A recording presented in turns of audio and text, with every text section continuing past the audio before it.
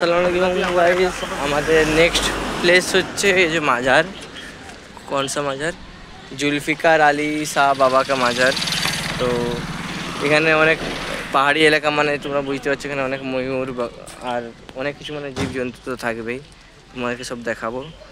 তো জাস্ট প্লেসটাগুলো দেখো, মানে যে আসবে তাকে আর ঘুরে যেতে মন যাবে না।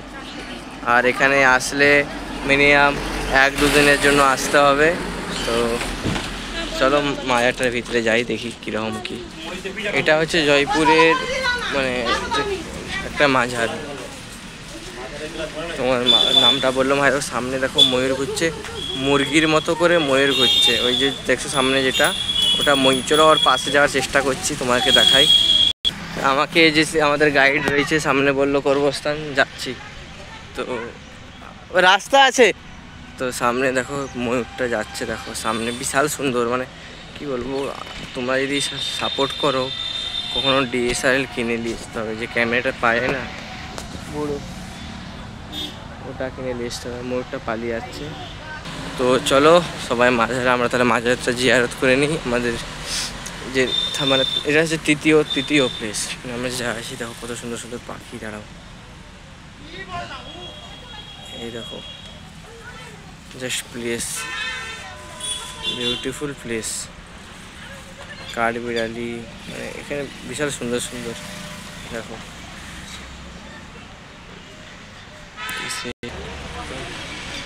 দেখো জায়গাটা দেখে নাও। সাইডে সব কর্মস্থান।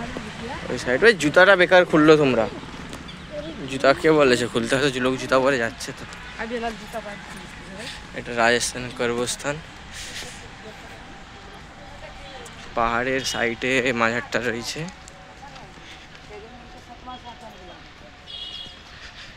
ঠিক আছে, যে দূরে যেটা দেখতে পাচ্ছ ওটা হচ্ছে মাজার, পাহাড়ের পুরো সাইডে।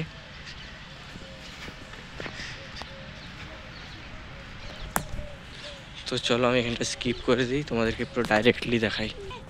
জাস্ট চলে এসেছি মাজারের সামনে। তো দেখো সামনে বড় বড় পাহাড়, সামনে শুধু পাহাড় আর পাহাড়, সব রাজস্থানে।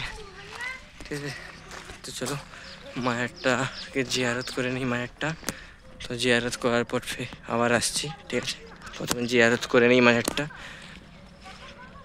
মাজার আমাদের জিয়ারত হয়ে গেছে। তো এবারে যে নেক্সট ট্রিপ দেখাবো সেটা জানি না কোনটা, বাট গাইড জানে। তো চলো এখানেই মানে তৃতীয় ট্রিপটা শেষ করছি। তো জাস্ট তোমরা দেখে নাও।